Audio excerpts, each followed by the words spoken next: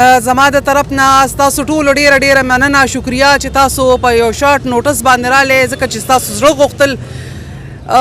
زه د فلاحي تنظیم د طرفې د خپل زړه نه تاسو ته دا خبره کول غواړم چې څنګه د سوشل میډیا باندې د ډیرو ورځو نه د 9 مې نه بلکې د بدل شروع شوی دی. نو زه دا به لنډو کې دا خبره وکړم چې دا 75 سال زمونږ د ملک د جوړېدو شو، په دې کې داسې حالات نور راغلي.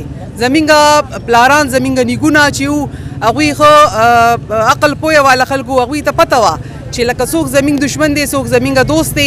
هېڅکله داسې خبره نه وه شوې، خو اوس دا سازشونه دي او زمونږ د آرمي د کمزورتیا دپاره، زمونږ د پولیس د کمزور کولو دپاره، زمونږ د ادارو د کمزور کولو دپاره دا پروپیګنډه شروع شوې ده. نو د دې دپاره موږ روت یو او انشاءالله نر ښځې به یو شان موږ پاک آرمي سره خپل پولیس سره ودرېږو او هر قسم قربانۍ ته تیار یو چې څه زمونږ په پاټ وي انشاءالله هغه به کوو او خپل قربانۍ به ورکوو ځکه چې پاک فوج دی نو موږ یو، هغوی زموږ محافظ دي، د هغوی په وجه باندې موږ بې فکره وده کېږو، آرام کوو. زموږ راملک چې کوم دی د آزاد دی دی کې چې د موږ په ازادۍ اوسو دا هم د دوی په برکت دی.